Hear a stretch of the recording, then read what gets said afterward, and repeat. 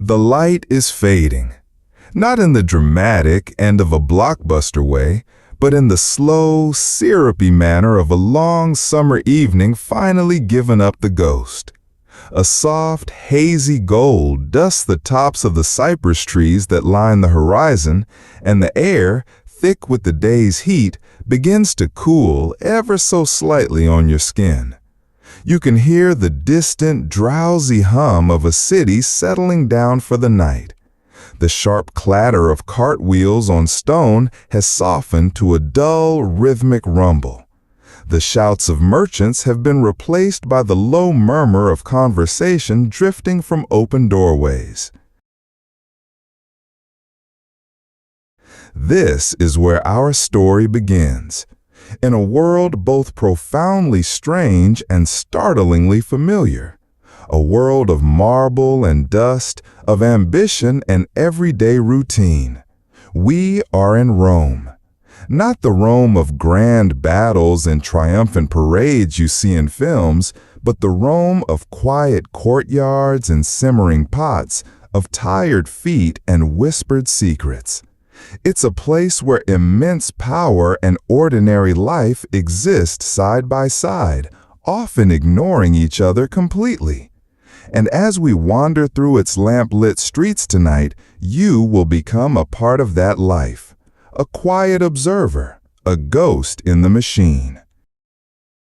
A word of gentle warning, though. You probably won't make it through this day.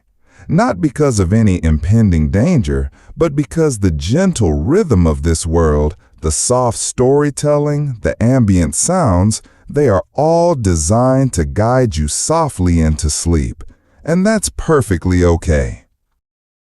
Before we begin our journey in earnest, if you find a moment of peace here with us tonight, please consider liking this video and subscribing to our little corner of YouTube.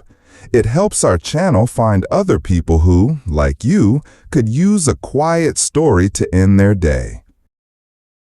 We'd also love to know where you're listening from and what time it is in your part of the world.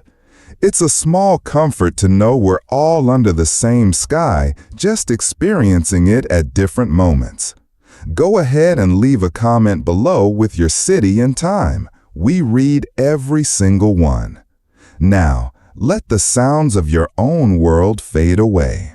Let the worries of your day dissolve like salt in water. Close your eyes if you haven't already. Feel the weight of your body, heavy and relaxed. Take a slow, deep breath. Now, let's ease into tonight's journey. The air smells of wood smoke, baked bread, and something vaguely floral that you can't quite place. Jasmine, perhaps, tumbling over a high garden wall nearby. You are walking along a street paved with large, uneven stones, worn smooth by centuries of footsteps, hooves, and wheels. The stones are still warm from the afternoon sun, a pleasant heat that seeps through the thin leather of your sandals. You're not anyone important. You're not a senator on his way to a clandestine meeting, nor a famed legionary returning from Gaul. You are simply here, a resident of the Suburra, the bustling, crowded heart of Rome, a neighborhood teeming with life in all its messy, glorious forms. To your left, a 5-story insula, an apartment building, looms over the narrow street. Its lower level is built of sturdy brick, but the upper floors are a chaotic jumble of timber and plaster, each level jutting out slightly further than the one below, as if the building itself is leaning in to hear the gossip from the street. Laundry hangs from a rope strung between 2 windows on the 3rd floor, limp and still in the heavy air. A faint melody plucked on a lyre drifts from an unseen opening above, a simple, repetitive tune that is both melancholic and soothing. It's the kind of tune someone plays for themselves, not for an audience. You pass a small bakery. The baker, a stout man with flour dusting his thick forearms and clinging to his eyebrows, is sliding the last of the day's loaves from a cavernous brick oven.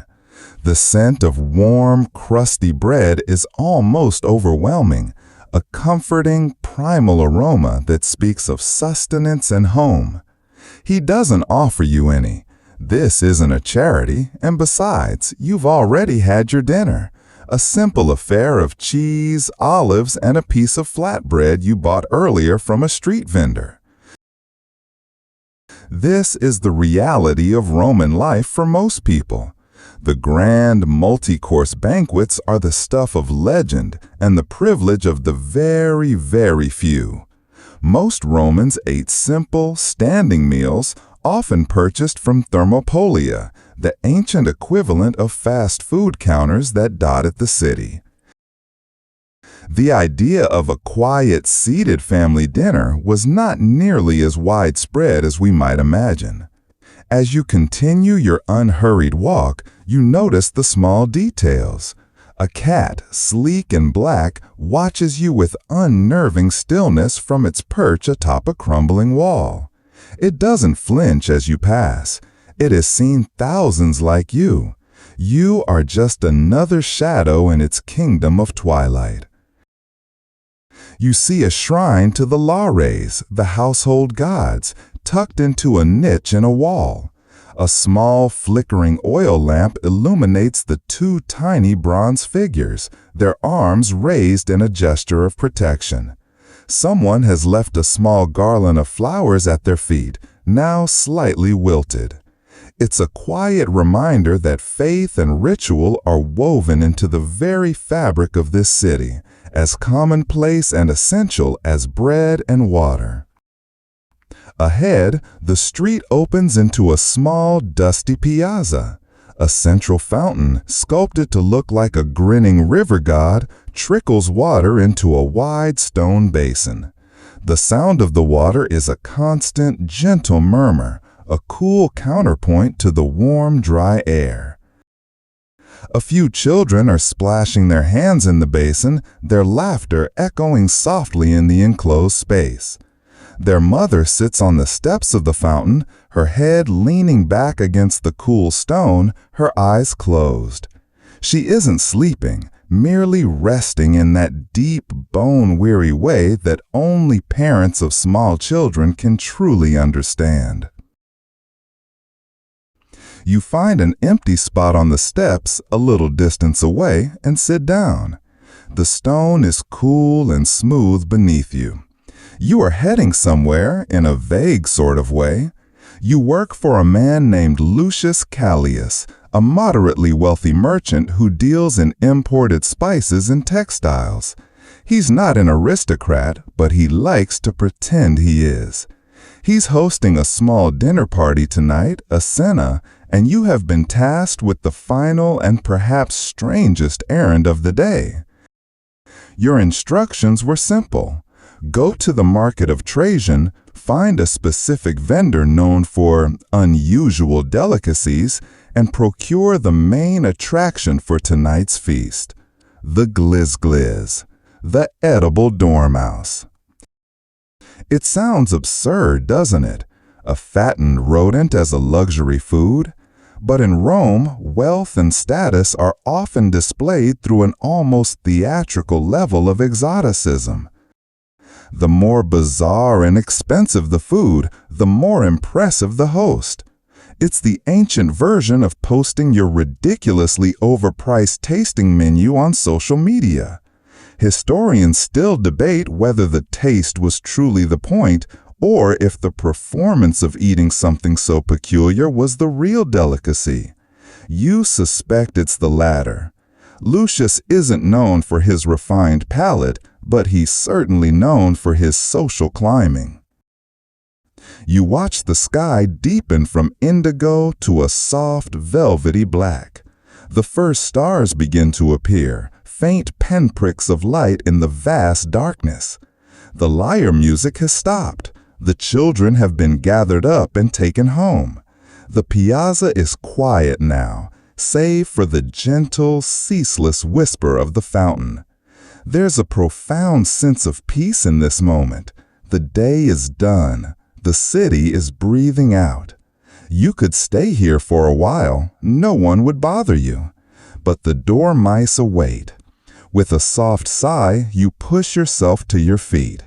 The market won't stay open forever, and Lucius is not a patient man, especially when his social reputation is on the line.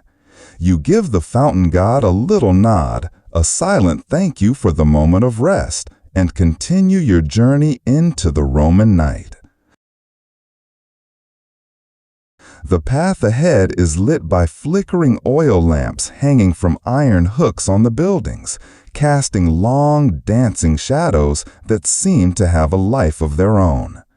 It feels like walking through a dream, a slow, meandering path with no real urgency.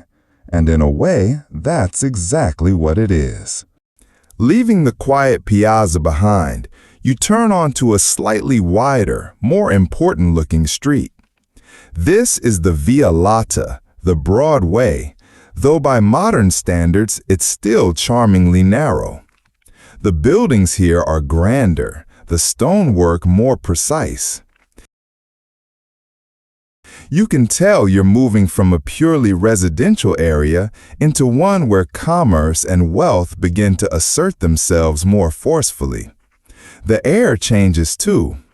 The simple scents of smoke and bread are now mingled with more exotic aromas.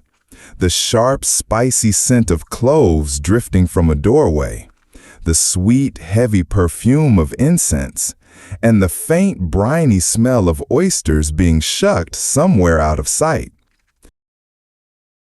You are now approaching the markets of Trajan, a magnificent, sprawling complex of shops and administrative offices built directly into the side of the Quirinal Hill.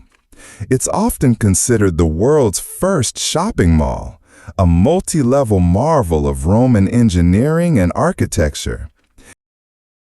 Even in the fading light, it's an impressive sight. A great curving brick facade rises before you, its arches framing dozens of individual shops or tabernae. It's less chaotic here than in the Sabora, more organized, but still humming with a steady commercial energy. You walk under a high archway and find yourself in a long vaulted hall. The acoustics in here are different. The sounds are softer, more muffled. Your footsteps echo gently on the mosaic floor, a complex pattern of black and white tiles depicting dolphins and anchors, a nod to the maritime trade that brings so much wealth to Rome. Oil lamps hang at regular intervals, their pooled light reflecting off the polished plaster of the curved ceiling. Most of the shops are closing for the day. Metal grills have been pulled down over their entrances, and you can hear the faint clinking of coins being counted and the low murmur of merchants tallying their daily sales. You pass a shop that sells fine silks from the distant east. Even through the grill, you can see the bolts of fabric, shimmering in the lamplight like captured jewels. Deep sapphire, rich crimson, and a green as vibrant as a peacock's feather. Next to it is a perfumery. The air around it is thick with the scent of rose oil, frankincense, and ambergris. It's an intoxicating, almost dizzying combination. You imagine a wealthy matron dabbing a drop of this on her wrist, a scent so powerful it announces her arrival long before she enters a room. It's a form of communication, really, a way of saying, "I am here, and I can afford to smell like a goddess." Your destination is on the lower level, in a section of the market known for its specialty food vendors. You find a wide, sweeping staircase and begin to descend. The air grows cooler as you go down, and the smells become more earthy. You are heading for the shop of a man named Aulus. He specializes in delicacies for the truly adventurous gourmand, things that most Romans would never dream of eating.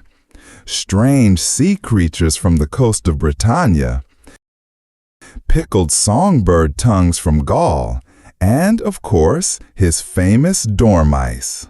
The obscure cultural tidbit here is in the preparation. These weren't just any field mice. The gliss were kept in special terracotta pots called gliraria. These pots were dark, ventilated, and had little shelves and ramps on the inside for the dormice to run around on. They were fed a rich diet of walnuts, chestnuts, and acorns to fatten them up. It was a very specific and somewhat bizarre form of animal husbandry, all for a single bite-sized appetizer. It's a testament to the Roman obsession with engineering a solution for absolutely everything, even the fattening of a mouse. You find Aulus's shop at the end of a quiet corridor. It's small, just a simple counter with a few shelves behind it. Aulus himself is a small, wiry man with shrewd, intelligent eyes that seem to miss nothing. He gives you a slight, knowing smile as you approach. He knows why you're here. Lucius is one of his regular customers. "For Callias?" he asks, his voice a low rasp. You nod. He disappears for a moment into the back of the shop and returns with a small, covered terracotta dish. He lifts the lid for a moment and you catch a glimpse of the creatures inside. They are unsettlingly plump. They have been prepared just as Pliny the Elder described. Skinned, stuffed with a mixture of minced pork, pepper, and pine nuts, and then baked or roasted. The final touch, the one that makes it a true delicacy, is the glaze. They are brushed with honey and sprinkled with poppy seeds, giving them a glossy, almost jewel-like sheen. They look less like food and more like strange, edible ornaments. You try not to think about it too hard. It's just a job. A very, very strange job. Aulus covers the dish again and hands it to you. The terracotta is still warm. You hand him the coins Lucius gave you, which he sweeps into a small wooden box without bothering to count them. He trusts his clients, or perhaps he just knows that shortchanging a man who deals in roasted rodents is a bad idea for everyone involved. He gives you a final nod, a dismissal. The transaction is complete. As you turn to leave, you pause. On a shelf behind him, you see a row of amphorae, the tall clay jars used to transport liquids. One of them has a label painted in neat red letters, Garum Sociorum. This is the good stuff, the highest quality garum, the infamous Roman fish sauce. It was made by fermenting the entrails and blood of mackerel in salt for months until it broke down to a potent, savory liquid. It was used in nearly every dish, sweet or savory, as a flavor enhancer, much like soy sauce or Worcestershire sauce today. The smell was said to be so overpowering that some city ordinances restricted its production to the outskirts. And yet the finest versions, like the one in that jar, were worth their weight in silver. It's a perfect Roman contradiction. Something objectively disgusting, elevated to the pinnacle of culinary art. A true triumph of branding over common sense. You carry the warm dish carefully as you make your way back up the grand staircase and out of the market. The night has fully settled in now. The moon, a perfect white disk, hangs high above the city, casting a pale, ethereal light on the rooftops. The streets are quieter now, emptier. The shadows are deeper, the pools of lamplight more precious. You think back to the sight of the dormice, glossy and strange. You recall the powerful, unseen stench of the fish sauce. The Romans, you muse, had a peculiar relationship with their food. Scholars suggest this dedication to complex, often challenging flavors was a way to display not just wealth, but a kind of worldly mastery over nature itself. A way at saying, we can take even the humblest or most repellent things and transform them into symbols of our power and sophistication. Or maybe they just had really different taste buds. You are now on your way to Lucius's domus.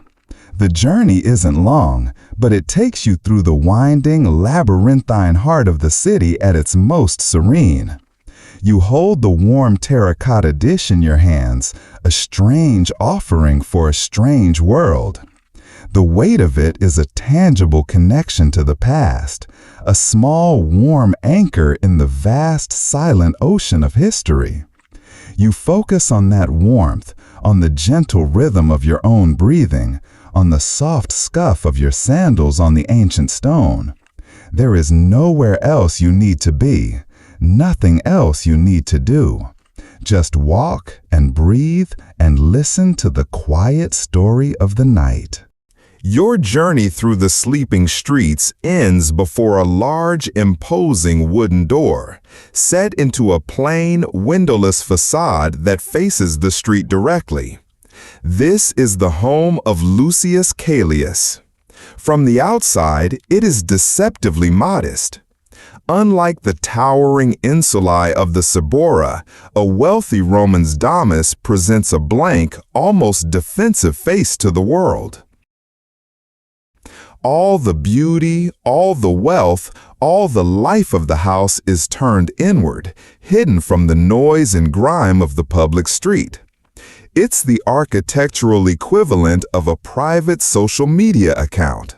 Nothing to see here unless you're on the list.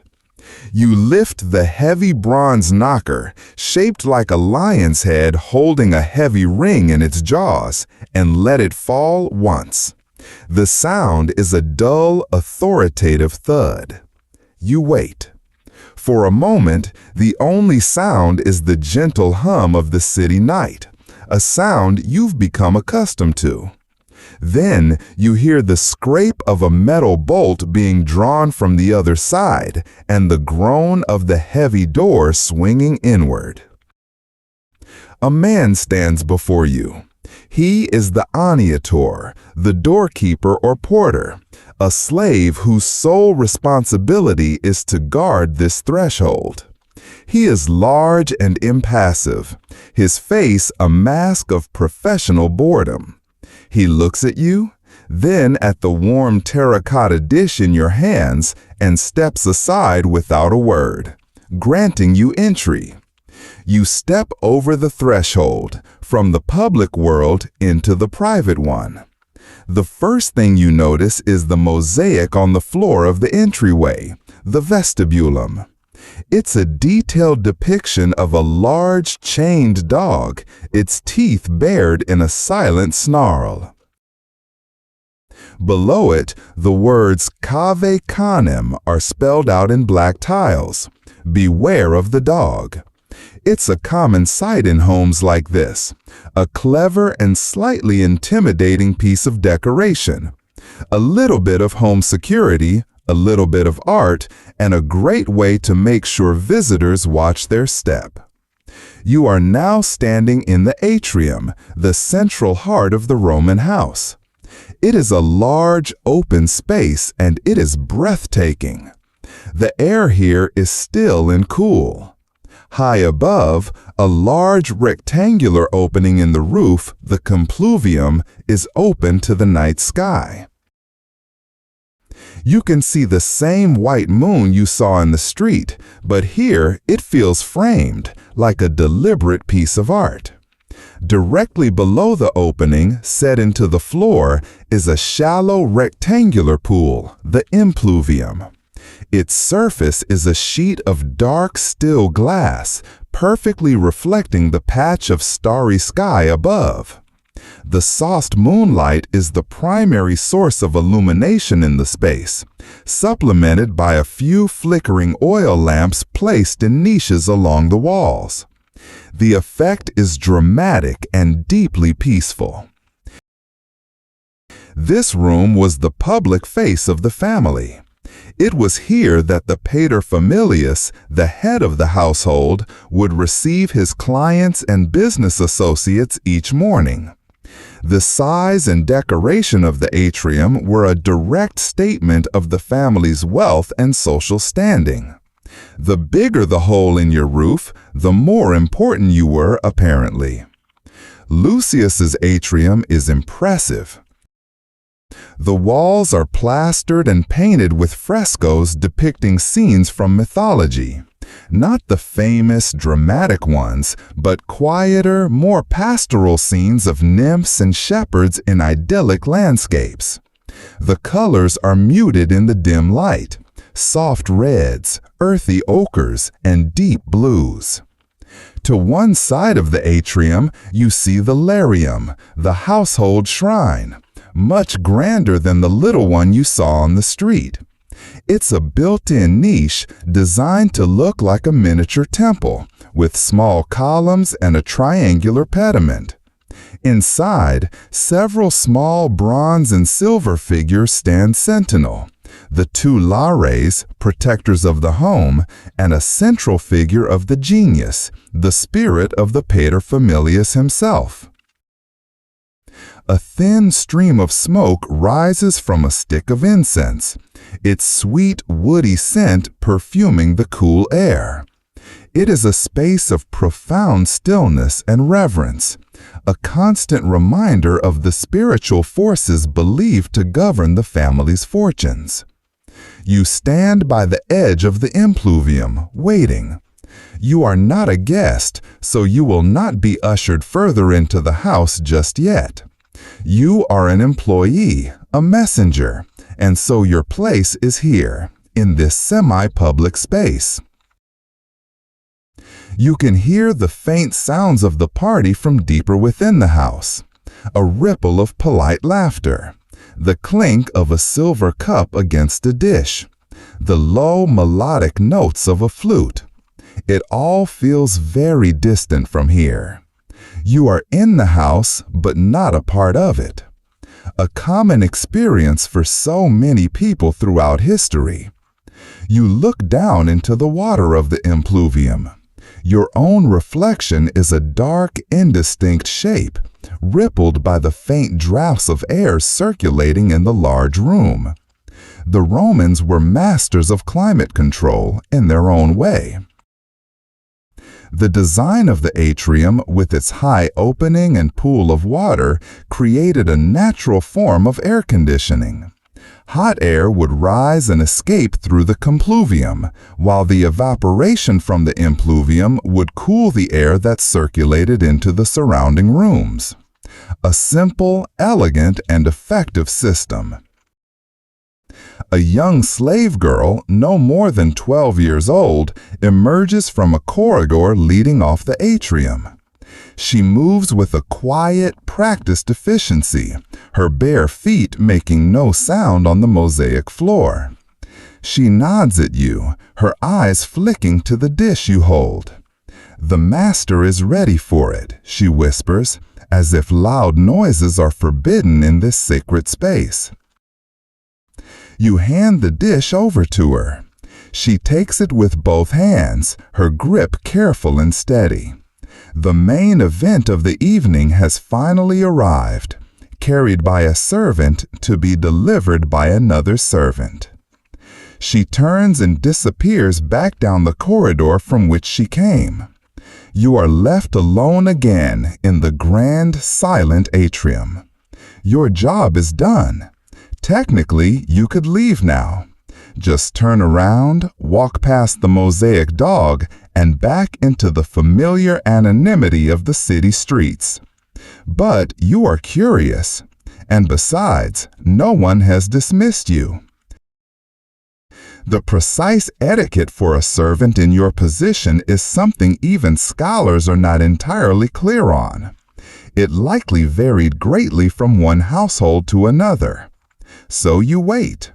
You lean against a cool plaster-covered column and simply observe. The moonlight shifts ever so slowly as the moon continues its silent journey across the sky. The reflection in the pool shifts with it. It's a slow, living clock marking the passage of the night.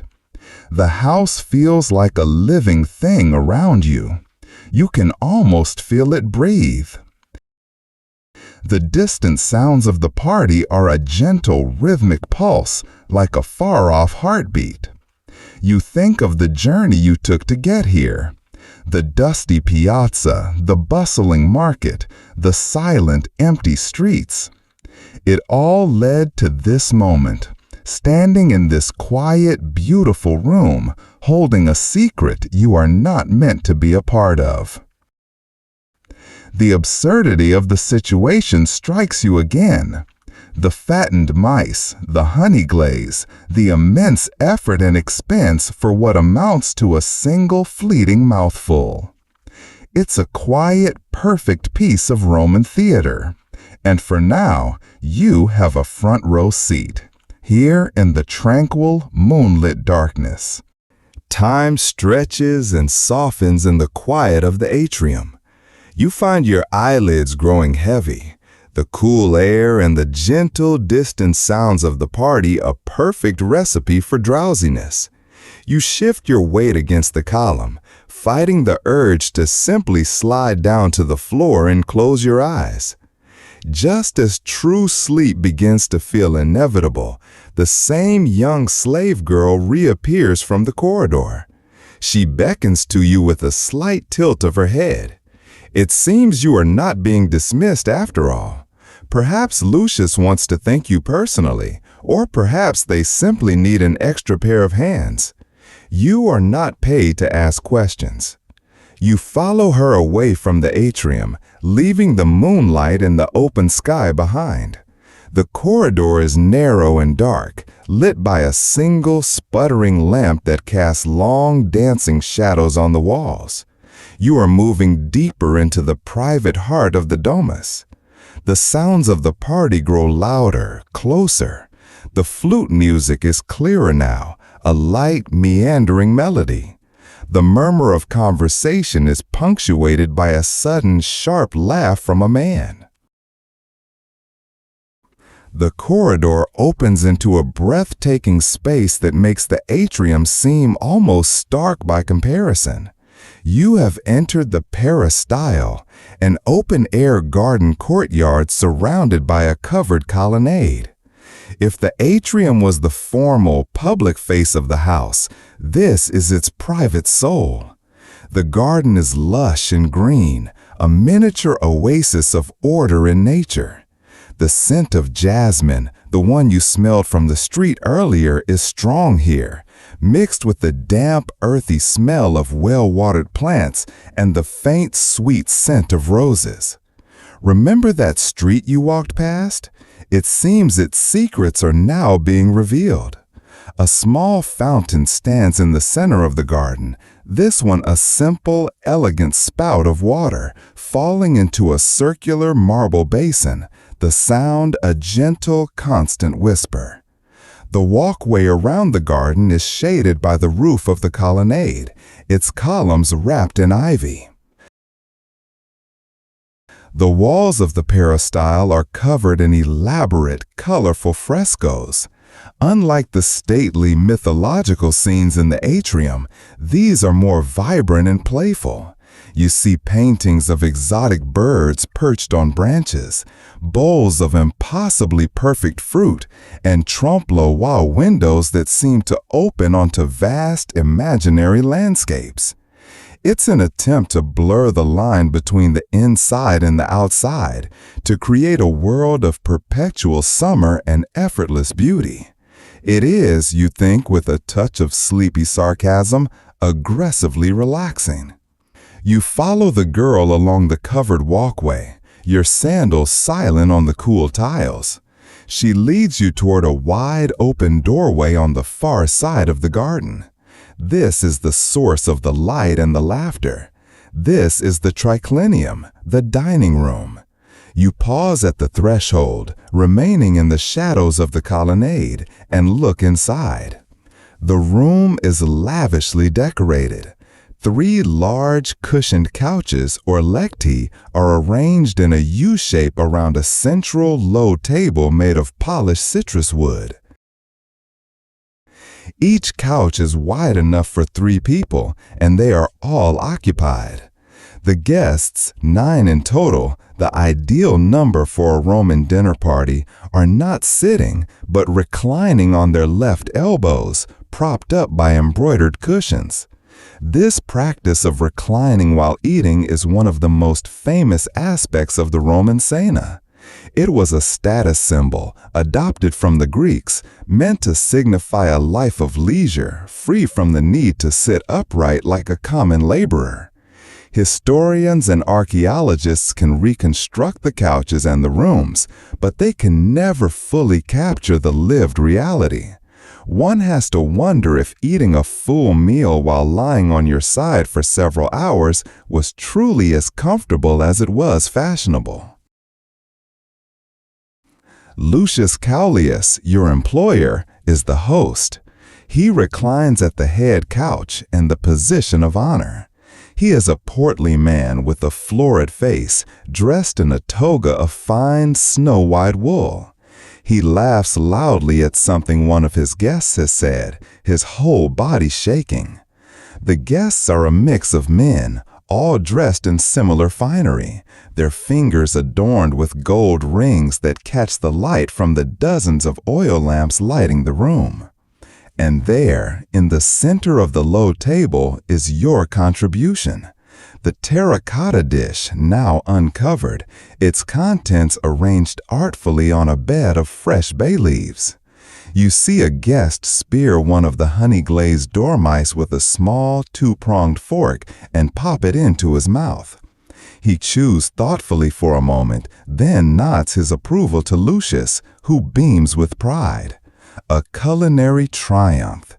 Your small part in this grand performance is complete. The slave girl nudges you gently and points to a corner of the room near the entrance, where a few other household slaves stand silently waiting to be called upon. You understand. You are to be on standby. You take your place, melting into the shadows. From here, you have a perfect, unobstructed view of the entire scene. It's like watching a play. The diners talk and eat, their movements languid and deliberate.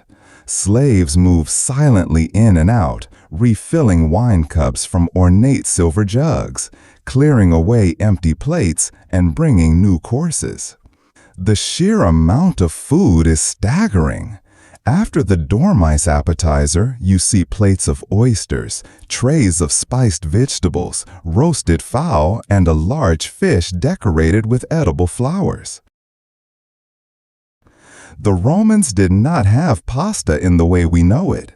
Their diet was heavily based on the Mediterranean staples of grains, grapes, and olives. But for the wealthy, a dinner party was an opportunity to showcase variety and exoticism. You notice a slave whose only job seems to be wafting a large fan of peacock feathers over the table, keeping the air circulating and the flies away. It's a scene of immense, almost decadent comfort. And yet, there's a strange formality to it all. The rigid seating arrangement, the silent, efficient slaves, the practiced way the guests recline. It's a performance of leisure, and like any performance, it requires a lot of work behind the scenes. You, in your quiet corner, are part of that work. You are the invisible machinery that makes the magic happen, a silent witness to the slow, luxurious unfolding of a Roman night. From your quiet corner, the triclinium unfolds like a slow, living painting. The initial formality of the dinner party has begun to dissolve, softened by the steady flow of wine. A slave, designated as the arbiter bibendi, or master of the drinking, moves gracefully between the couches. It is his job to mix the wine with water in a large, ornate silver bowl called a crater. The Romans rarely drink their wine neat, considering it the habit of barbarians. The strength of the mixture was determined by the host and the arbiter bibendi, setting the pace for the evening's intoxication. Tonight, judging by the guests' increasingly relaxed postures and louder laughter, Lucius has chosen a generous ratio. The conversation ebbs and flows, a river of chatter that you only half listen to. They speak of politics, but in a careful, veiled way. They complain about the price of grain from Egypt, praise a recent speech by a certain senator, and trade gossip about the scandalous behavior of a rival merchant's wife. It's all very predictable, the same topics of conversation wealthy men have had for centuries, just with more togas. You hear one man, with a voice as smooth and oily as the sauce on his fish, begin to recite poetry. He's not a professional poet hired for the evening. He's just a guest, trying to show off his education and culture. The major historical fact here is that a good host was expected to provide not just food, but intellectual and artistic stimulation. This could range from hiring famous musicians and dancers to having a resident philosopher on hand to spark debate. Lucius, ever the social climber, has opted for the do-it-yourself version, letting his guests entertain each other. It's certainly more economical. The poet guest drones on, his verse full of dramatic pronouncements about honor and the gods. Lucius nods along with a look of profound concentration, as if he's hearing the most beautiful words ever composed. You suspect he's really just thinking about how impressive all of this looks. Another guest, a younger man with a perpetually unimpressed expression, stares blankly at a fresco on the far wall, occasionally taking a large gulp of wine. You feel a strange sense of kinship with him. You are both, in your own ways, just waiting for this to be over. Your attention drifts to the food. After the main courses of fish and fowl, slaves bring in the mensae secundae, the second table, or what we would call dessert. There are no grand sugary confections as we might know them. Instead, there are bowls of fresh figs, dates imported from the Judean provinces, and bunches of plump grapes. There are also small honey cakes studded with nuts and spices. And then there's a plate of something you don't recognize. Small greenish-white vegetables, carefully arranged in a star pattern. One of the guests points at them. "Ah, Lucius, asparagus from Ravenna, a true treat." Lucius beams. "Only the best for my friends, grown by moonlight and watered with the tears of virgins, I'm told." He's joking, of course. At least you hope he is. With Roman delicacies, you can never be entirely sure. This is where another of those fascinatingly odd cultural tidbits comes into play. The Romans had a saying, "Velocius quam asparagi coquentur," which means faster than you can cook asparagus. This phrase, attributed to the Emperor Augustus, was the ancient equivalent of "in a New York minute." It implies that asparagus was not only a prized delicacy, but also a benchmark for speed and efficiency, a strange and specific honor for a simple vegetable. You watch as the guests pick at their fruit and cakes, their conversation growing more philosophical and slurred. The amateur poet is now attempting to explain a finer point of Stoic philosophy, gesticulating with a half-eaten fig. It's becoming clear that the intellectual portion of the evening is rapidly deteriorating. It's a scene that makes you ponder a question scholars often face. How much of the sophisticated philosophy and literature we read from this period was truly the stuff of everyday conversation for the elite, and how much of it was just intellectual window dressing, a way to feel important between sips of wine? A slave comes to your corner and hands you a small clay cup of watered-down wine. It's a gesture of inclusion, however small. You are part of the household staff, and while you are invisible, you are not entirely forgotten. The wine is cool and slightly bitter. You sip it slowly, the taste a welcome distraction. It grounds you in the moment. You are not just a ghost, you are a person standing in a room listening to the slow unraveling of a party. The light from the oil lamp seems softer now, the shadows deeper. The edges of the room are blurring slightly. The flute player has switched to a slower, more melancholic tune. The air is thick with the scent of wine, fruit, and expensive lamp oil. The sounds of the city outside have completely faded away, replaced by the self-contained world of this dining room. It's a bubble of warmth, light, and privilege floating in the vast, dark ocean of the Roman night. And you are floating right along with it. The night wears on. The energy in the triclinium, once bright and performative, has settled into a comfortable, hazy languor. The citrus wood table, once artfully arranged, is now a pleasant mess of empty plates, discarded grape stems, and overturned silver cups. Two of the guests on the far couch have fallen into a wine-induced slumber, their soft snores adding a new, rhythmic layer to the room's soundscape.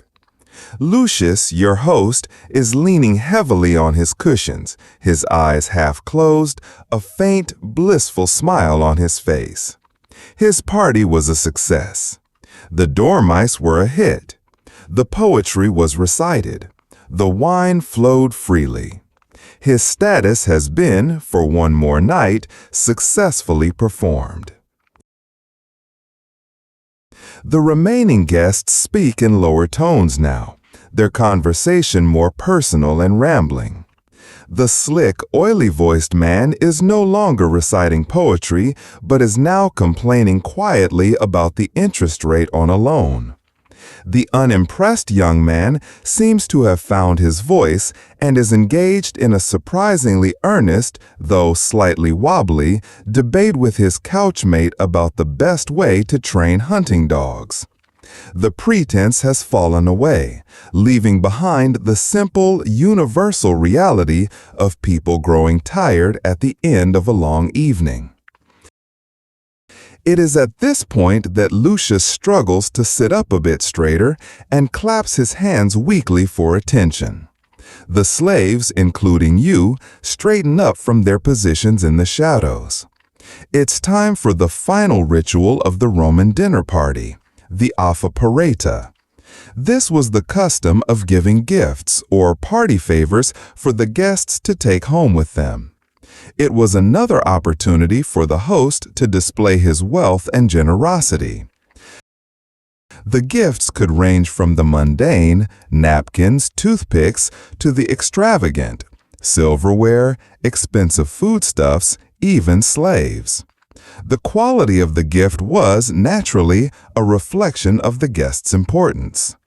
Slaves begin to move through the room carrying trays laden with small wrapped parcels. You watch as each guest receives their gift. The oily-voiced poet gets a small sealed scroll, perhaps a volume of poems more competently written than his own. The unimpressed young man receives an ornate bronze oil lamp, shaped like a griffin. It's a subtle, almost humorous gift, a light to carry into the darkness. You wonder what witty remark the host might have made when he chose it. These small, carefully chosen objects were more than just presents. They were part of the complex web of social obligation and reciprocity that bound Roman society together. You give a man a fine lamp, he owes you a favor, or at least an invitation to his next party. As the guests begin to stir, gathering themselves to leave, you are struck by a sense of the night's end. Soon they will stumble out of this warm, fragrant bubble and into the cool, dark reality of the city. There's a peculiar Roman superstition you recall, a bit of folklore that feels relevant now. Some believed that the late-night hours were the domain of lemures, restless and malevolent spirits of the dead. While educated men like Lucius and his guests would likely scoff at such notions publicly, scholars often wonder how deeply these superstitions were truly held. Was there a small, primal part of even the most sophisticated Roman that hesitated before stepping into the profound darkness of a sleeping city? A city whose streets would soon belong to the ghosts? One by one, the guests make their way out, escorted to the door by Lucius, who has managed to find a final burst of energy. You can hear their farewells echoing in the peristyle garden, their voices loud in the sudden quiet. Soon, the triclinium is empty, save for the 2 sleeping guests who will likely be given a blanket and left until morning, and the household slaves. The party is over. You and the other servants begin the quiet, methodical work of cleaning up. You collect empty cups, gather soiled linens, and snuff out most of the oil lamps, leaving only a few burning to cast a low, golden glow over the room. The air is thick with the ghost of the feast, the lingering scent of wine, roasted meat, and the sweet perfume of the fruit. You work in silence, a well-practiced team moving through the familiar motions. There is a strange intimacy to this part of the night. The performance is done, the masks are off, and all that remains is the simple, tangible reality of the aftermath. As you work, you think of the journey home that awaits you. You will walk back through the now silent streets under the same moon that shone into the atrium. You'll pass the grand sleeping houses and the dark, looming apartment blocks of the Sabora. You'll walk past the spot where you saw the little shrine and the fountain where the children were playing what feels like a lifetime ago. The memory of the Cave Canen mosaic at the entrance to this very house flashes in your mind. A warning at the beginning of an adventure that turned out to be less about dogs and more about dormice. The entire night feels like a dream you are just beginning to wake from. A slow, strange, and soothingly boring dream about the quiet, hidden life of a city that has been asleep for 2,000 years. The process of resetting the world to zero has begun. The triclinium, which only an hour ago felt like the vibrant center of the universe, is now just a room that needs cleaning. You work alongside the other members of the familia urbana, the urban household slaves. There is a distinct, unspoken hierarchy here. The young girl who guided you, you learn, is a pedisequa, a personal attendant. The man who mixed the wine is the salarius, in charge of the wine cellar and provisions. Each person has a role, a specific set of duties that defines their existence within this house. Your own role is more fluid, a general-purpose helper, an extra body to be deployed where needed. Tonight, that means you are on cleanup duty. You start by collecting the fine aratineware, the reddish-brown ceramic tableware that's a cheaper but still elegant substitute for silver. Each piece is handled with care. Breaking a dish would, at best, earn you a sharp rebuke. At worst, it could mean a deduction from the meager allowance or peculium that some slaves were permitted to save. You carry a stack of plates, still smeared with the remnants of fish and sauce, back toward the kitchens. The weight is substantial, a tangible reminder of the evening's excess. The two sleeping guests on the far couch have been covered with woolen blankets, their snores a steady, bass counterpoint to the soft clatter of the cleanup. It seems leaving guests to sleep it off was the Roman equivalent of offering them the spare room. One of them mutters something in his sleep about figs, proving that some dreams are not particularly ambitious. The flute player and the other hired entertainers have long since been paid and sent on their way, their music replaced by the mundane sounds of work, the swish of a broom, the clinking of pottery, the low murmur of instructions between the staff. You return to the dining room to find one of the older slaves scattering fine, clean sawdust across the mosaic floor. This is a fascinatingly practical cleaning method. The sawdust absorbs spills and collects dust and food scraps. It can then be swept up easily, leaving the floor relatively clean without the need for excessive water or harsh soaps. It is, in essence, ancient shaken-vac, minus the weird chemical perfume. The slave sweeps with a rhythmic, practiced motion, his shoulders slumped with the weariness of 1,000 such nights. He doesn't rush. There is no point. The night is long, and tomorrow's work will be waiting regardless. As you help gather the crumpled, wine-stained linens from the couches, you observe the quiet interactions of the staff. There is a sense of shared experience here, a bond forged in the crucible of service. They communicate with glances and small gestures, an entire language unspoken. A raised eyebrow from the head housekeeper is enough to send a junior slave scurrying to correct a mistake. A quiet nod from the salarius grants permission to drink the last dregs of watered-down wine from the mixing bowl. Historians can document the legal status of slaves and the types of jobs they performed, but the complex web of personal relationships, the friendships, rivalries, and quiet alliances within a single household staff remains almost entirely hidden from us, a world of silent emotion and strategy that history rarely bothered to record. You find a single overlooked dormouse bone on the floor, impossibly small and delicate. You pick it up and look at it for a moment. This tiny fragment is all that remains of the evening's most exotic dish. The object of your long walk, the pride of your employer, the topic of conversation, now reduced to a piece of refuse to be swept away with the dust.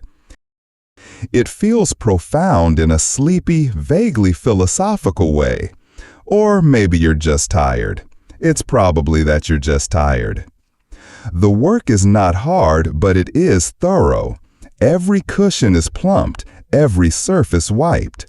The room is slowly being stripped of its personality, returned to its default state of quiet, impersonal grandeur. It's a strangely intimate process, like seeing a great actor remove their makeup after a show. You are erasing the evidence of life, of laughter, of messy human enjoyment, all in preparation for the next performance. The sheer repetitive nature of it all is what strikes you. This same scene, with minor variations, will play out again next week and the week after that. The same couches, the same food, the same conversations. It's a comforting cycle for those who enjoy it and a relentless one for those who must clean up after it. You wonder if Lucius ever helps with the washing up. You conclude it is profoundly unlikely. The great wheel of history is pushed by the many, but steered by the few who get to keep their hands clean. Your final task for the night is to take the last of the dirty tableware to the culinary, the kitchen. Following one of the other servants, you leave the polished, public-facing part of the house behind and enter the service wing. The transition is immediate and stark.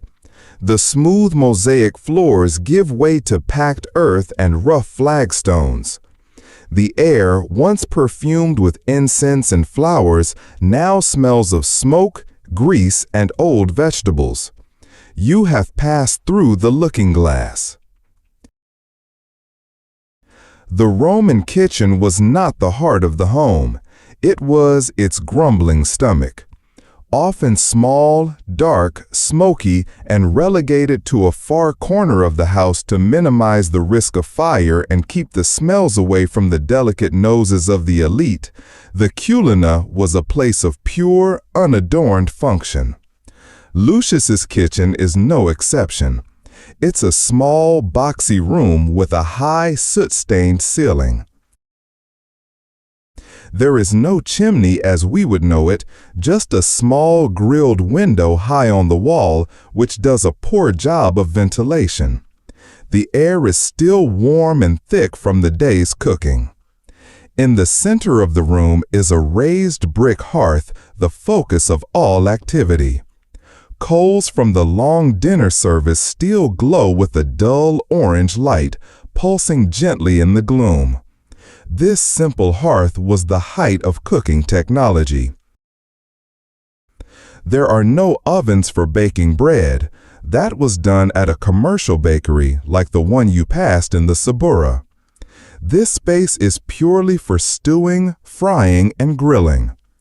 Around the hearth, the evidence of the feast preparation is everywhere. A collection of bronze pots and pans, blackened with use, are stacked near a large stone basin used for washing. A set of knives and iron utensils hangs from a hook on the wall. You see a large marble mortar and pestle used for grinding spices and herbs into the complex sauces the Romans loved.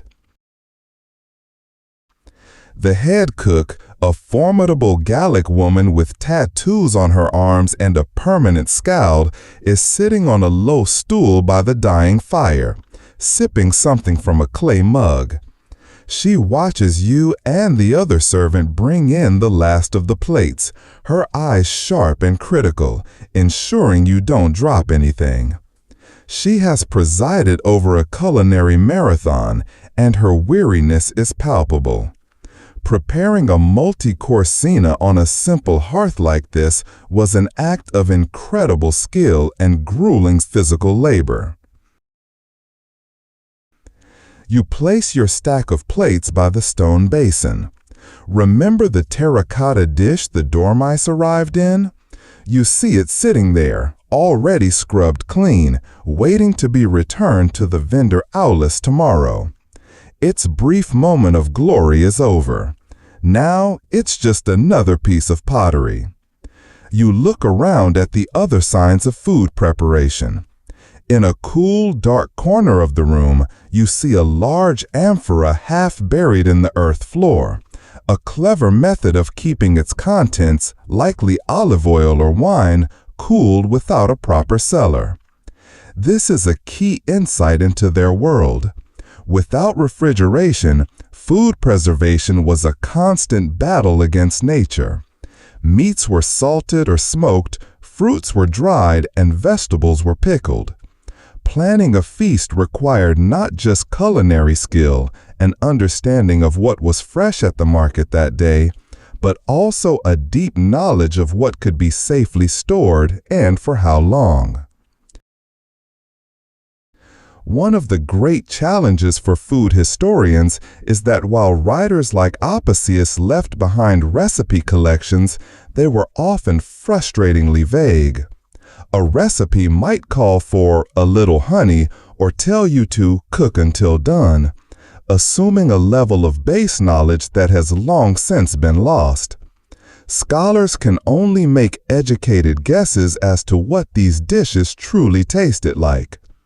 Looking at the cook with her tired eyes and expert hands, you realize she holds more knowledge of real Roman cooking in her little finger than all the surviving texts combined. It's a living knowledge, passed down through practice, not writing, and therefore it is almost entirely lost to time. The cook grunts and points a thumb towards a wooden bucket of water. The message is clear. You begin the task of washing the dishes, scrubbing away the sauces and grease with a coarse bundle of twigs and sand. It's a messy, thankless job. The water is cold and quickly turns murky. As you scrub a fine red plate, you can't help but think of the guest who ate from it, reclining on his soft couch, complaining about interest rates. The distance between his world and this one can be measured in the few dozen feet between the triclinium and the culina, but it might as well be miles. There's no light sarcasm needed here. The irony is baked into the very walls of the room. This is the engine room of the great ship of the Dormouse, hot, loud, and hidden, powered by human effort so that the passengers on the deck can enjoy the breeze. As you finish the last plate and dry your hands on a rough linen cloth, the cook gives you a curt nod. It's not praise, but it is acknowledgement. Your work here is done. You have seen the full circle of the feast, from the strange errand in the marketplace to the grand performance in the dining room, and now to the grimy reality of the kitchen. You are finally truly free to go. With the cook's dismissive nod as your official release, you slip out of the smoky kitchen and through a narrow service door at the back of the Dormouse. The door groans softly and clicks shut behind you, and just like that, you are once again outside, under the vast, starry canvas of the night sky. The air is dramatically cooler now, carrying the damp, clean scent of pre-dawn air. After the stuffy, grease-laden atmosphere of the kitchen, it feels like taking your first breath of life. You have been released from the belly of the beast. You find yourself in a narrow back alley. This is the unglamorous side of the neighborhood, the part the guests never see. Here, there are no grand facades or welcoming doors, only high, blank walls, refuse bins, and the occasional barred window. The silence here is different from the curated stillness of the atrium. This is a deep, profound quiet, the sound of a city truly at rest. Your footsteps on the grimy cobblestones seem unnervingly loud, an intrusion on the universal peace. You walk softly, heading back towards the familiar main streets. As you emerge from the alley, you are struck by how empty the city is. The Rome you walked through earlier, with its lingering warmth and pockets of life, has vanished. This is now the Rome of 3 a.m. The streets are deserted canyons of stone, bathed in the pale, indifferent light of the moon. The oil lamps that once lit your path have mostly burned out, their wicks consumed, leaving pools of deep shadow between patches of ethereal moonlight. It's beautiful in a lonely, slightly unsettling way. You feel like the last person left alive in the world. As you walk, you hear a new sound, a rhythmic, metallic clinking, accompanied by the soft tramp of heavy sandals on stone. You instinctively flatten yourself into a dark doorway, your heart giving a little flutter. But it is not a threat. A moment later, a patrol of 4 men appears, walking in a practiced, weary formation. These are the Vigilis Urbani, the watchmen of the city. This is the closest thing Rome has to a police force and fire brigade rolled into one. Established by the Emperor Augustus, these 7 cohorts were tasked with patrolling the city at night, putting out fires, and apprehending the occasional thief or brawling drunkard.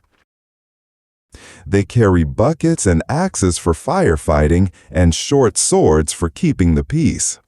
The patrol walks past your hiding place without a second glance. They are not looking for a tired servant on his way home.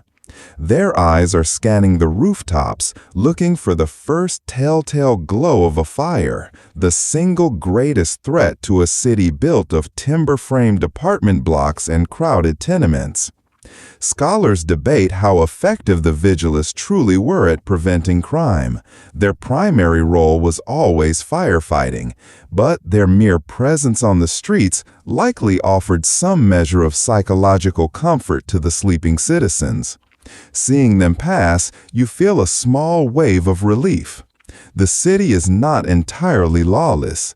There are guardians watching over it, even in its deepest slumber.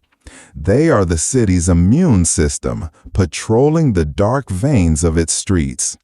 You continue your walk, feeling a bit more secure.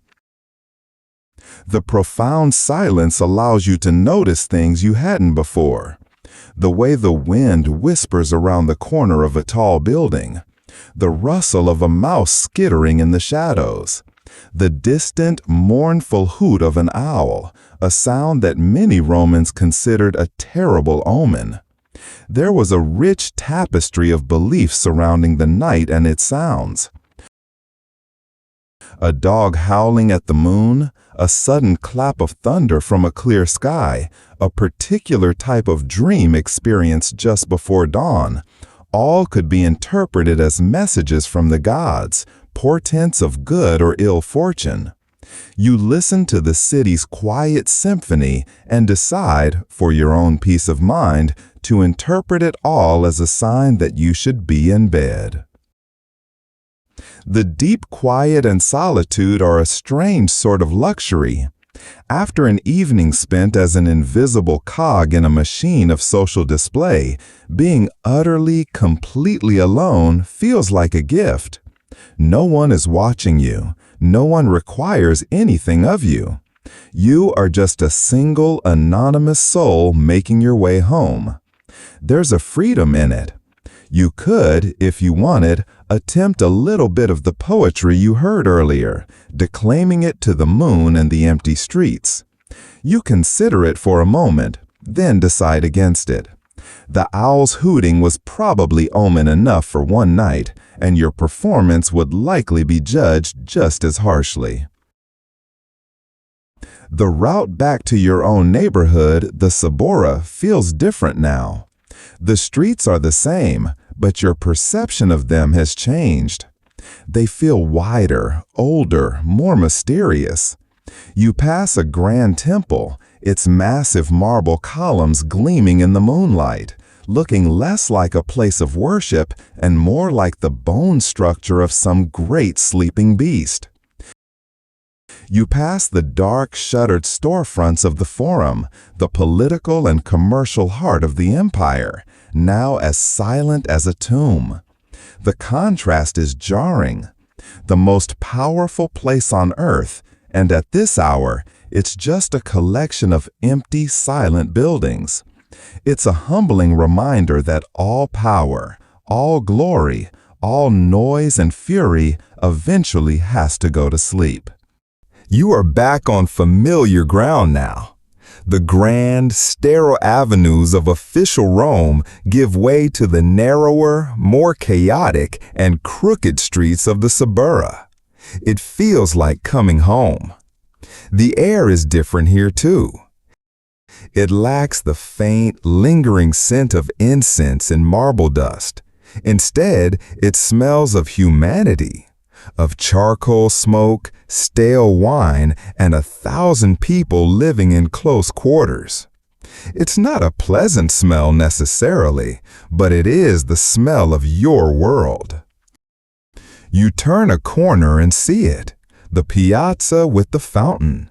Remember it from earlier? The place where the mother rested while her children played. Now it is utterly transformed. The moonlight pools in the center of the square, turning the trickling water of the fountain into liquid silver. The stone steps where you sat for a moment of rest are empty and cool. The entire space has a kind of sacred, theatrical beauty. It's a stage waiting for the actors to return with the morning sun. You pause for a moment, listening to the gentle, constant whisper of the water. It's the only sound in the world, a soothing, timeless mantra. It has been flowing all night, witnessing everything and saying nothing. Lifting your gaze, you look up at the familiar, leaning shape of your own insula. It's a 5-story giant, a world unto itself, housing hundreds of people. From the outside, it is dark, save for a single flickering lamp in a window on the 3rd floor. Perhaps a sick child or a weaver trying to finish a commission by morning.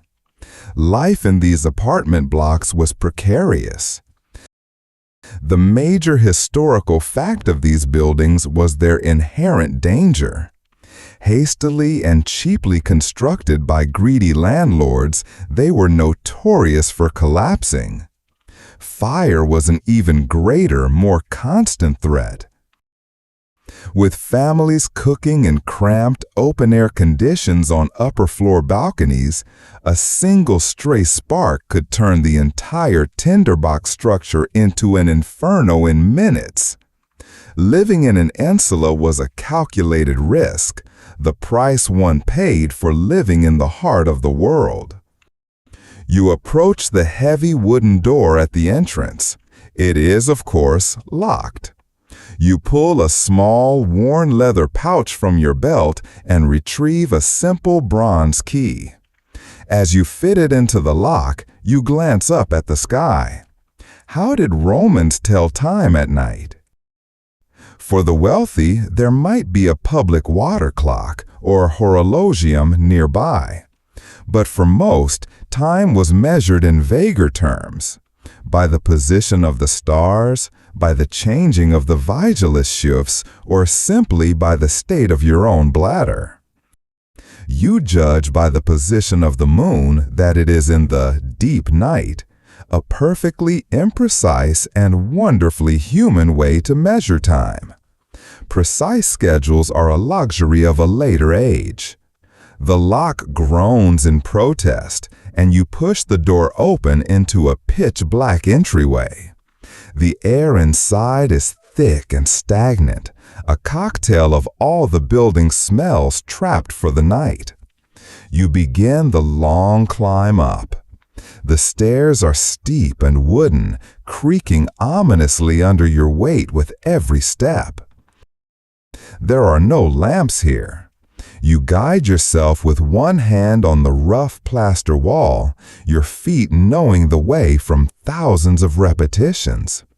With each floor you ascend, the sounds and smells change. You pass a door from which you can hear the loud, rhythmic snoring of a whole family. From another, the soft cry of a baby. It's an entire ecosystem, a vertical neighborhood stacked to the sky. One can only guess at the nightly routines and private dramas playing out behind these closed doors, a subject far too mundane for the grand historians of Rome to ever bother recording. Finally, you reach your floor, the 4th. You are blessedly high up, which means the rent is cheaper and the risk of collapse is statistically higher, a real win-win. You make your way to your door and quietly let yourself in. Your room is small, barely more than a cell. It contains a simple rope bed with a straw-stuffed mattress, a small wooden chest for your belongings, and a clay jug for water. There is one small unglazed window, which is currently covered by a wooden shutter. It is not much, but it is yours. It is the end of the line. You don't bother with a lamp. You can navigate the small space by memory. You pour a little water from the jug into a bowl and splash it on your face. It's cool and shocking, washing away the last stubborn remnants of the long day and even longer night. You've journeyed from this world of simple survival to the pinnacle of Roman luxury and back again. You've seen the strange, elaborate rituals of the wealthy and the quiet, thankless labor that makes it all possible. And now the journey is over. The only thing left to do is to surrender to the exhaustion you've been holding at bay for hours.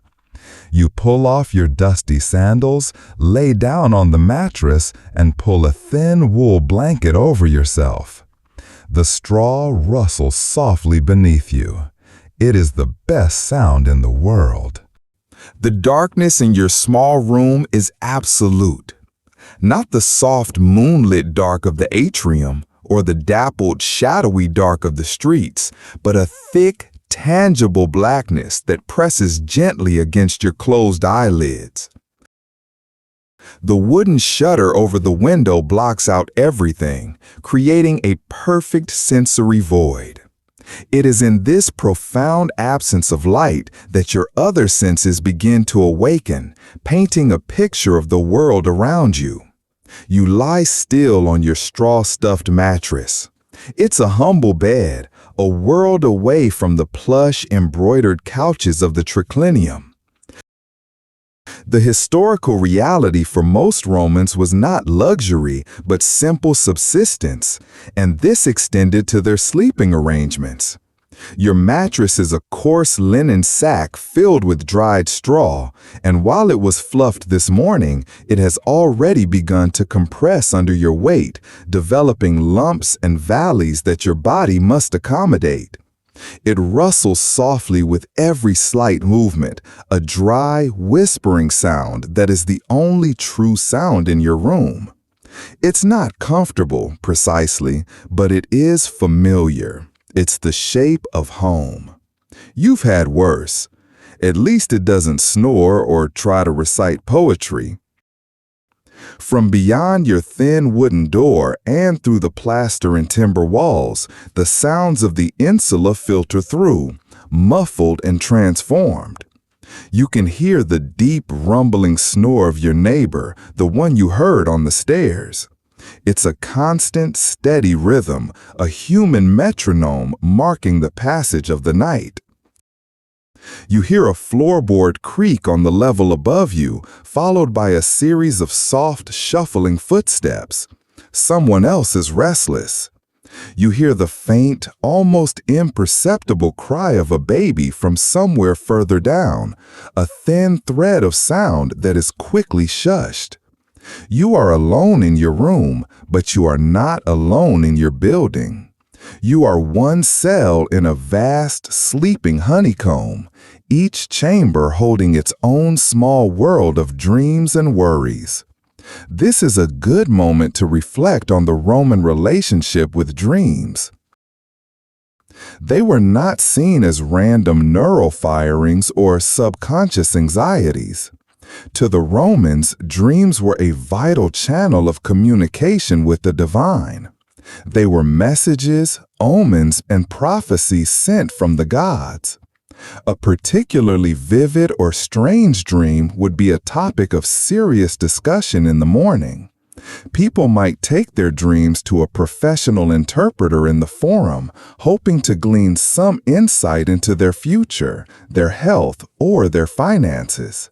You wonder what the sleeping guests back at Lucius's house are dreaming of. Are there divine messages filled with stock tips and political gossip? You hope the man who was dreaming of figs gets the happy ending he deserves. Lying here, suspended in the warm, silent darkness, you feel the day's exhaustion settling deep into your bones. It's a heavy, pleasant weight, a physical manifestation of all the steps you've taken, all the things you've seen. You can feel the memory of the hard stone pavement through the thin soles of your sandals, the warmth of the terracotta dish in your hands, the slight strain in your back from standing in the corner of the triclinium for hours. Your body is a ledger, and the day's accounts are all here. How did Romans deal with a night where sleep just wouldn't come? Without our modern pharmacopoeia of sleeping aids, what did they do? Scholars can only speculate based on mentions of herbal remedies like poppy or mandrake, but for the average person, a restless night was likely just endured. One would simply lie here in the dark and wait for the dawn, alone with their thoughts. A small draft snakes its way through a crack in the window shutter, a tiny stream of cool air that brushes against your cheek. It carries a faint, distant smell of wood smoke from a baker's oven being lit for the morning's first batch. The city is not entirely asleep after all. It is merely resting, its great lungs slowly beginning to inhale in preparation for the new day. You pull the thin wool blanket up a little higher. It's rough against your skin, but warm. It is, you reflect with a sleepy internal smile, a single thread count blanket, the height of minimalist luxury. You shift your position on the mattress, causing a loud rustle of straw. You try to find a comfortable valley between the lumps. You think of Lucius, your employer, likely sleeping soundly in a grand bed with a mattress stuffed not with straw, but with soft wool or feathers. Does he sleep better than you? Is his rest deeper? Is he free from the snores of his neighbors and the creak of the floorboards above? Perhaps. But in the end, sleep is the great equalizer. The richest senator and the poorest servant must both close their eyes and surrender to the same darkness. They must both enter the same silent, mysterious kingdom. And in that kingdom, for a few precious hours, everyone is equal. A small draft snakes its way through a crack in the window shutter, a tiny stream of cool air that brushes against your cheek. It carries a faint, distant smell of wood smoke from a baker's oven being lit for the morning's first batch. The city is not entirely asleep after all. It is merely resting, its great lungs slowly beginning to inhale in preparation for the new day. You pull the thin wool blanket up a little higher. It's rough against your skin, but warm. It is, you reflect with a sleepy internal smile, a single thread count blanket, the height of minimalist luxury. You shift your position on the mattress, causing a loud rustle of straw. You try to find a comfortable valley between the lumps. You think of Lucius, your employer, likely sleeping soundly in a grand bed with a mattress stuffed not with straw, but with soft wool or feathers. Does he sleep better than you? Is his rest deeper? Is he free from the snores of his neighbors and the creak of the floorboards above? Perhaps. But in the end, sleep is the great equalizer. The richest senator and the poorest servant must both close their eyes and surrender to the same darkness. They must both enter the same silent, mysterious kingdom. And in that kingdom, for a few precious hours, everyone is equal. You are drifting now, that perfect, weightless state between wakefulness and sleep. Your thoughts, once linear and logical, begin to break apart, becoming a soft, swirling collage of the day's events. The boundary between memory and dream begins to blur. You are walking down a street paved with honey-glazed dormice. The sound of the fountain in the piazza is the same as the sound of wine being poured into a silver cup. The formidable Gallic cook from the kitchen gives you a stern look, but she is wearing the face of the snoozing poet from the dinner party. It all makes a strange kind of sense. Your mind drifts back to the feast, the flickering lamplight, the murmur of conversation, the gleam of gold rings on gesturing hands. It feels like a scene you watched 100 years ago. The details flowed by, detached from their context. The pattern of the cave canem mosaic, the silent, snarling dog forever guarding a threshold you have long since passed. The way the moonlight looked in the impluvium, a perfect rectangle of captured sky. The cloying sweetness of the incense at the household shrine. These images float up from the depths of your memory, shimmer for a moment, and then sink back down again. The Roman conception of the day is helpful here.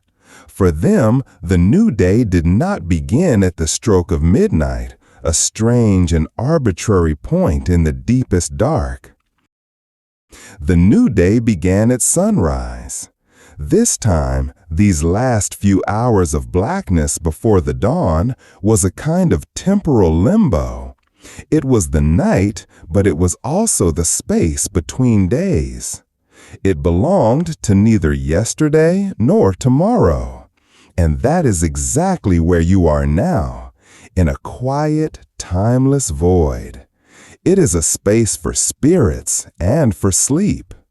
Perhaps this is the realm of somnus, the very personification of sleep, a gentle God who walks the earth in the dead of night, scattering the seeds of slumber from his horn.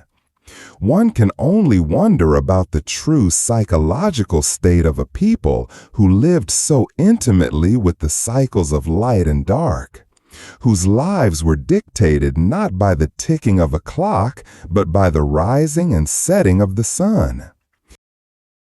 Did it make them feel smaller or more connected to the rhythms of the universe?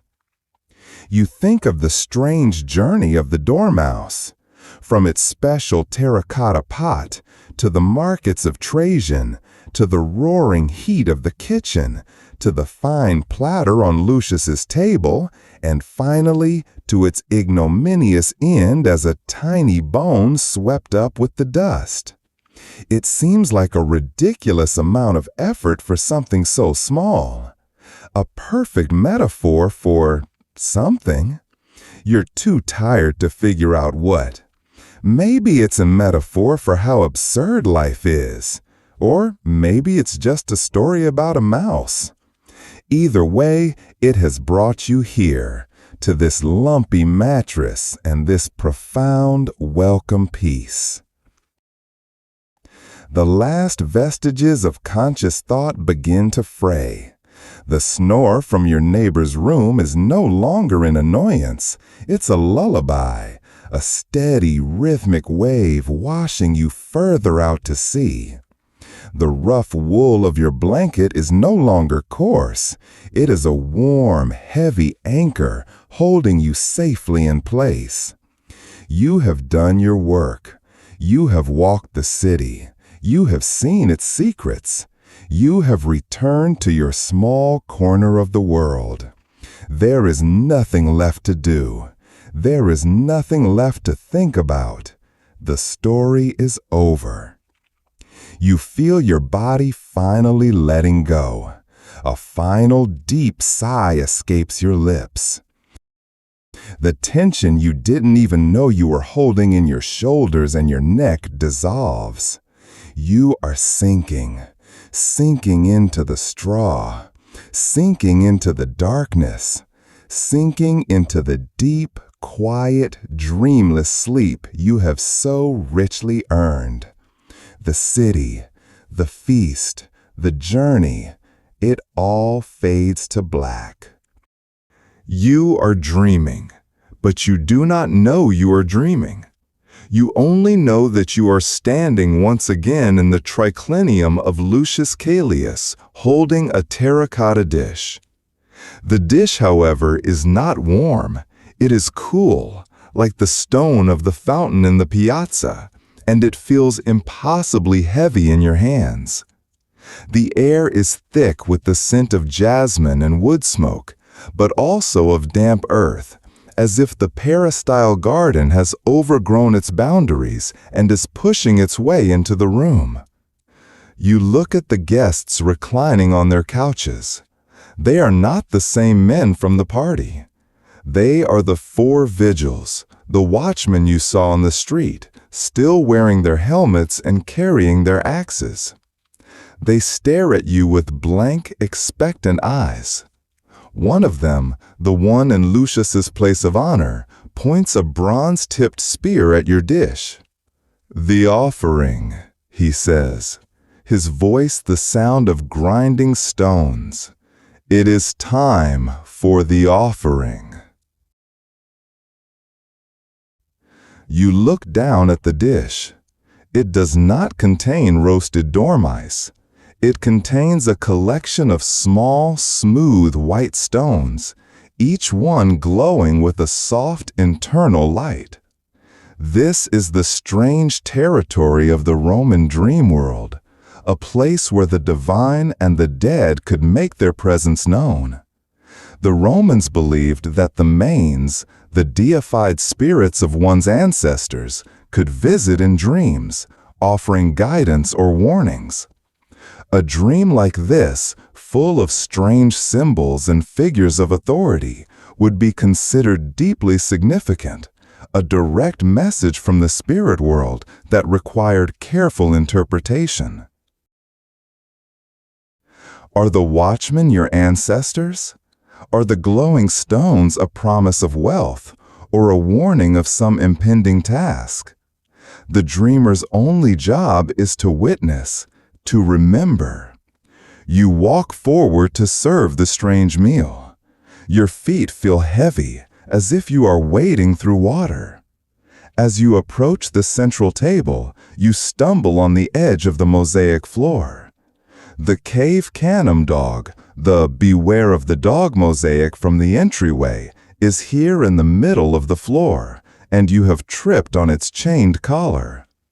A wave of irrational fear washes over you, a deep-seated dread that comes from a place older than reason. Tripping on a threshold was a notoriously bad omen for the Romans, a sign of ill fortune or divine disapproval. To do so in a dream, in front of these strange silent arbiters, feels like a grave error. You manage to steady yourself without dropping the dish. The watchmen say nothing. Their silence is more unnerving than any criticism. You place the dish on the table, and the glowing stones cast long dancing shadows on the walls, making the painted frescoes of birds and fruits seem to writhe and twist. It's a testament to how deeply culture shapes our inner worlds. While we can only speculate, it seems likely that the dreams of an ancient Roman would be populated by a very different set of symbols and anxieties than our own. A unique landscape of omens, gods, and superstitions. One of the watchmen reaches out and picks up a stone. He holds it to his ear as if listening for a sound. He then places it in his mouth and swallows it, his throat moving with a dry, clicking sound. He does this without any change in his blank expression. The other 3 watchmen follow suit, each consuming a glowing stone with the same eerie mechanical motion. There is no pleasure here, no sense of a feast. It is a ritual, A solemn, silent, and utterly baffling communion. The dream shifts. You are no longer in the triclinium. You are now standing in the Trajan's market, but it is empty and silent, and the vaulted ceilings are open to the night sky. The vendor Aulus stands behind his counter, but he is not selling exotic foods. He is meticulously polishing the single tiny dormouse bone you found on the floor, holding it with a pair of delicate bronze tweezers. He looks up at you and smiles a knowing, secretive smile. "It is all that is left," he whispers, his voice echoing in the vast empty hall. "You must keep it safe." He hands the bone to you. It is warm and pulsing with a soft, gentle light, just like the stones. The dream shifts. You are no longer in the triclinium. You are now standing in the Trajan's market, but it is empty and silent, and the vaulted ceilings are open to the night sky.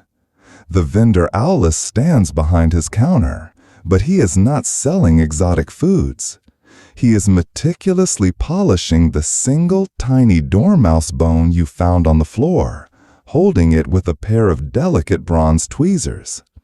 He looks up at you and smiles a knowing, secretive smile. "It is all that is left," he whispers, his voice echoing in the vast empty hall. "You must keep it safe." He hands the bone to you.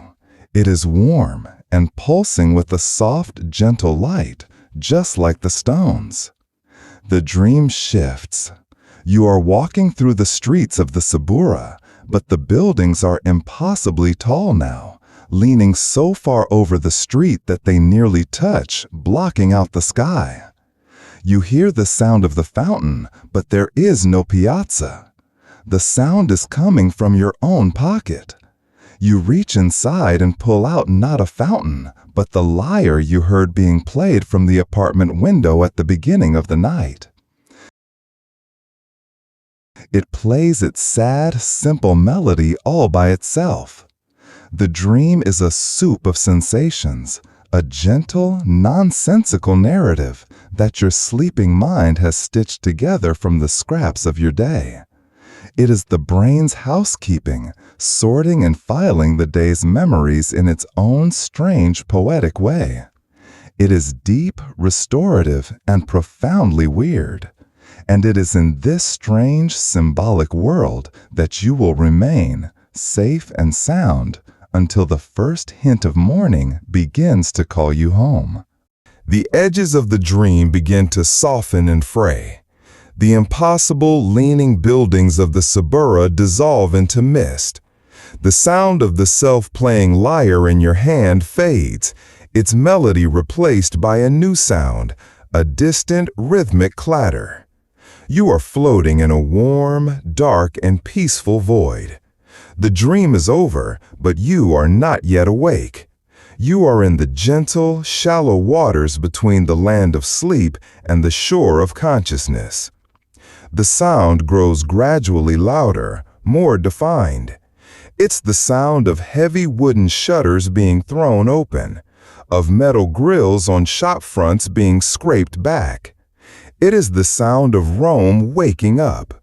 This is the first wave of the city's daily symphony, a sound that has begun every day here for centuries.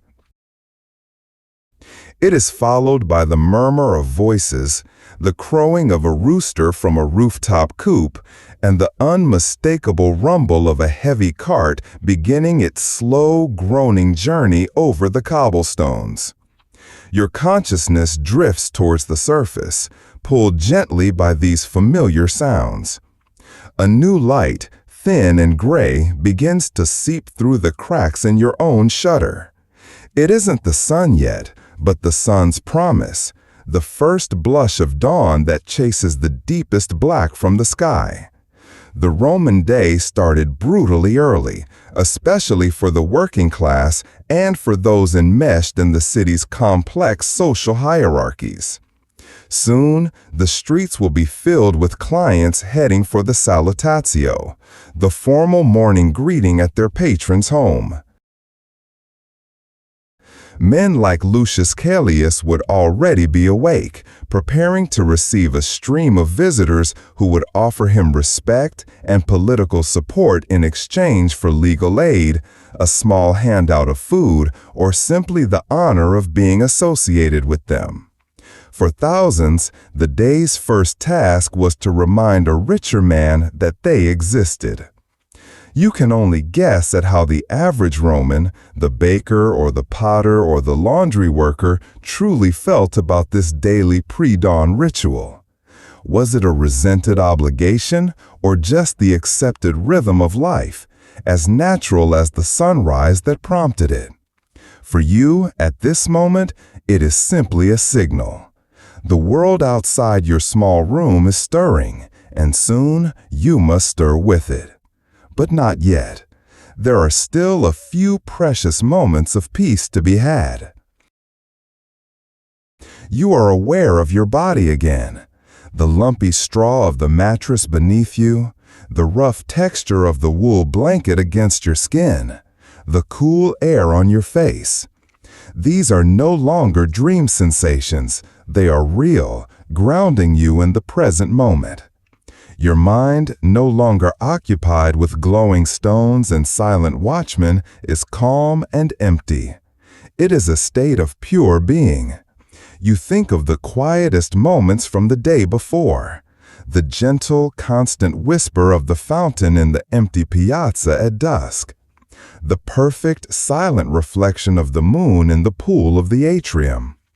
These memories return to you now not as chaotic dream fragments, but as pockets of deep, remembered tranquility.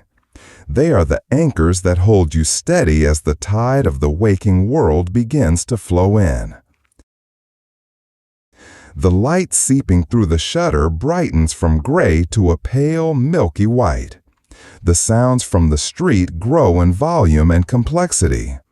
You can now distinguish individual voices, the calls of street vendors hawking their morning wares, a man selling hot fried cakes, a woman offering fresh goat's cheese.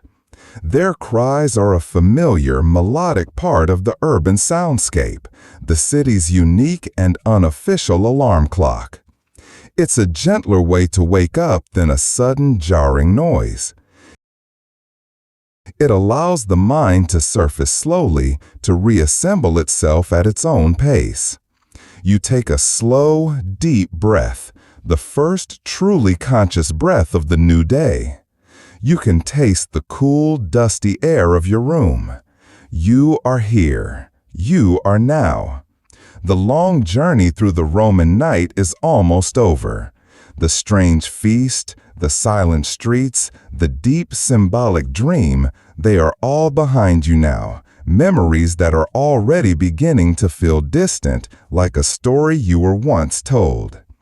All that is left is this final, peaceful moment of transition, a quiet farewell to the darkness, and a slow, gentle turning of the face toward the coming light. With a slowness you don't have to force, you open your eyes. For a moment, you just stare at the familiar, rough-hewn timbers of the ceiling above you. The pale light filtering through the cracks in the shutter paints thin, bright lines across the dusty darkness. The world has returned. The complex, symbolic landscape of your dreams has receded, leaving behind the simple, tangible reality of your room. It is morning. You sit up, swinging your legs over the side of the rope bed. The straw mattress rustles its dry morning greeting. A dull ache resides in your lower back, a familiar souvenir from the lumpy mattress and the hard work of the previous day. You stretch your arms towards the ceiling, your joints cracking softly in the quiet room. The sounds from the street are a constant, energetic hum now, a stark contrast to the profound silence you walked through only a few hours ago. The city is awake, and it is hungry. You rise and walk the few steps to the window. You unlatch the wooden shutter and push it open. The morning air floods the room, cool and surprisingly fresh, carrying with it the full, unrestrained soundscape of the Sabora. Below, the narrow street is already teeming with life. People are moving with a sense of purpose. Carts are rattling by. Neighbors are leaning from windows, shouting greetings and gossip to one another across the alleyways. The city is a living organism, and its circulation has begun. The morning light is soft and indirect, not yet strong enough to be harsh, bathing the terracotta rooftops in a gentle, rosy glow. Your morning routine is simple, dictated by necessity and habit. There is no feast to prepare for, no grand social ritual to attend. Your first meal of the day, the ientaculum, will be a humble affair. A piece of leftover flat bread, perhaps, dipped in water or wine to soften it, or a small wedge of hard cheese.